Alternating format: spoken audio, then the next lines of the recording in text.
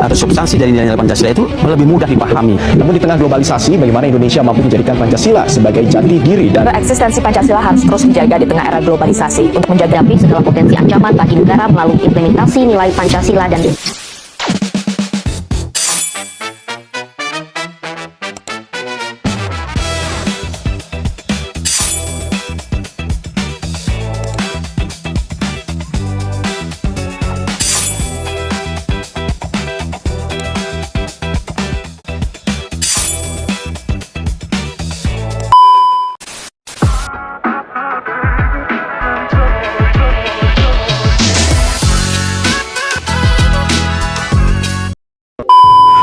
Pancasila, selamat datang di podcast Ruang Dialog Kebangsaan, podcast mahasiswa yang membahas isu-isu sosial dari sudut pandang Pancasila. Bersama saya Indah Kalawet Wahid dan kedatangan tamu yang sangat istimewa, ada Yulia Wawangi, Hai. ada Wanur Jana, Hai. dan juga Rusnawati Sibatia. Hai. Oke, apa kabar kalian hari ini? Alhamdulillah sangat baik. Bagaimana perjalanan kalian hari ini? Apa baik-baik saja? Untuk perjalanannya itu lancar, aman. Oke, nah hari ini kita akan membahas tentang isu-isu sosial di luar sana nih, dan akan berkaitan tentang Pancasila. Kita pada pertama dulu ya, kita mulai dari isu yang sering jadi bahan obrolan nih, tapi juga sering disalahpahami, yaitu isu gender. Kadang dibicarakan dengan emosi, kadang juga dengan prasangka. Padahal kalau kita tarik ke nilai dasar bangsa, menarik banget untuk dibahas. Jadi sebenarnya bagaimana sih Pancasila memandang isu Pancasila, isu gender? Kalau untuk dalam Pancasila ya, isu gender itu sangat erat kaitannya dengan sila kedua. Karena kemanusiaan yang adil dan beradab. Nah, di dalam sila ini itu mengingatkan kita bahwa setiap manusia, baik laki-laki maupun perempuan, memiliki martabat dan martabat yang sama, hak yang setara dan kedudukan yang tidak boleh dibedakan hanya karena jenis kelamin. Kalau begitu, praktik ketidakadilan gender seperti diskriminasi terhadap perempuan jelas nggak bisa dibenarkan ya? Ya, betul sekali. Karena apalagi jika dikaitkan dengan sila kelima, yaitu keadilan sosial bagi seluruh rakyat Indonesia. Nah, ketika perempuan dibatasi aksesnya dalam pendidikan, pekerjaan atau ruang kepemimpinan, itu menunjukkan bahwa keadilan sosial belum sepenuhnya terwujud. Gitu ya. Menariknya, masih ada yang menganggap studi gender itu bertentangan dengan budaya atau nilai-nilai lokal. Iya, padahal justru sebaliknya, studi gender hadir bukan untuk meniadakan kebudayaan, tapi untuk memastikan bahwa nilai kemanusiaan dan keadilan tetap terjaga di tengah perkembangan zaman, dan itu sejalan dengan semangat Pancasila. Itu berarti memperjuangkan keadilan gender sebenarnya bukan hal yang asing atau barat-baratannya? Sama sekali tidak. Justru itu adalah bentuk nyata dari pengalaman Pancasila dalam kehidupan sehari-hari. Nah, mewujudkan masyarakat yang adil, beradab, dan saling menghargai. Gitu ya.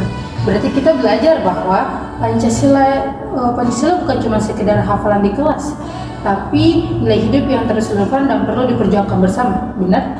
Ya, benar sekali. Mantap. Selanjutnya kita masuk ke isu yang sering kita anggap sepele, tapi dampaknya besar banget buat hidup kita, yaitu soal lingkungan. Nah, senang sekali nih. Mungkin ada yang bertanya, kenapa sih urusan lingkungan itu penting? Nah, bagaimana pendapat Rosna terkait itu? Jadi pendapat saya cukup sederhana sebenarnya. Jadi dalam persoalan lingkungan ini, lingkungan itu punya hubungan langsung dengan nilai ketuhanan dan kemanusiaan. Karena di sila pertama kita diajarkan untuk menghormati ciptaan Tuhan. Dan ciptaan Tuhan itu bukan cuma manusia nih, tapi juga alam yang jadi tempat kita hidup sehari-hari atau kita tinggal.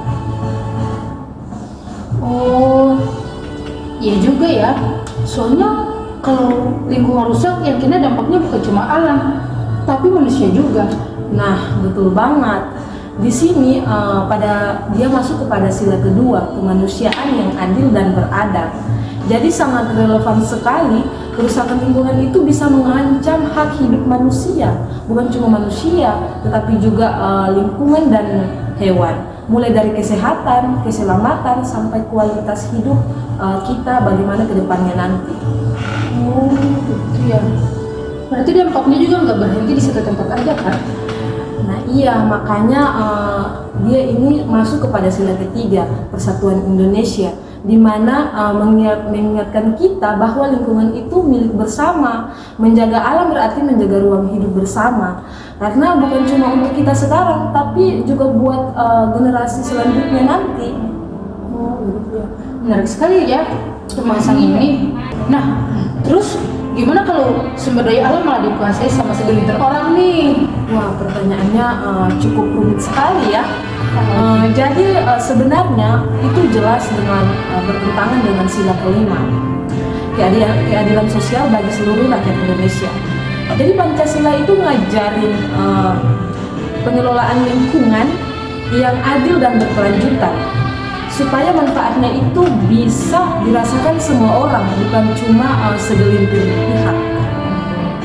Oh, jadi intinya peduli lingkungan itu bukan cuma sosial cinta alam, tapi juga soal menjalankan nilai-nilai Pancasila dan kehidupannya. Iya, betul sekali. Tepat sekali. Dari lingkungan kita bisa belajar bahwa Pancasila itu hidup, relevan dan dekat banget dengan keseharian kita. Oh, sangat menarik ya pembahasan untuk lingkungan sama gender ini. Oke, kita beralih ke selanjutnya. Oke, nah kita kenal Indonesia itu dikenal sebagai negara yang super majemuk. Dari Sabang sampai Merauke, kita ketemu berbagai suku, agama, bahasa, dan budaya. Nah, di tengah keberagaman sebesar itu, sebenarnya bagaimana sih Pancasila memandang pluralisme itu? Kalau dilihat dari Pancasila, pluralisme itu justru jadi run dari sila ketiga.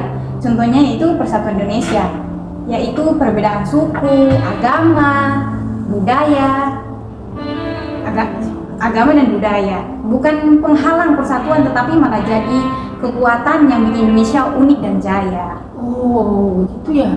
Nah, terus gimana dengan soal kebebasan beragama di tengah masyarakat yang beragama ini?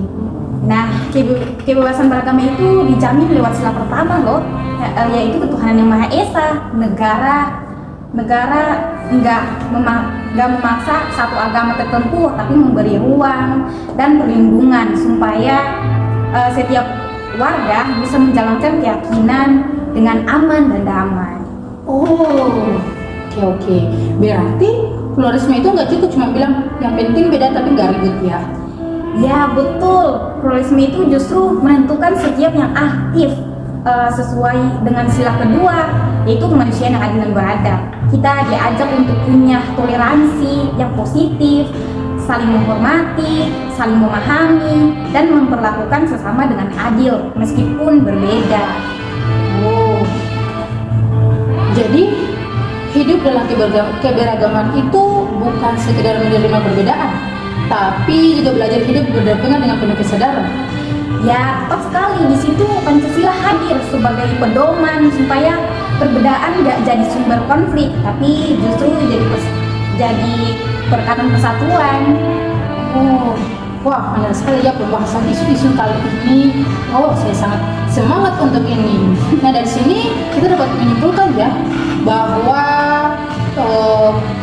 Pancasila sangat relevan dalam menyikapi isu gender, lingkungan, dan pluralisme. Ya, betul sekali. Iya. Oke, terima kasih sudah mendengarkan podcast Ruang Dialog Kebangsaan. Semoga diskusi ini menambah pemahaman kita tentang Pancasila dalam kehidupan nyata. Sampai jumpa di episode berikutnya. Salam Pancasila.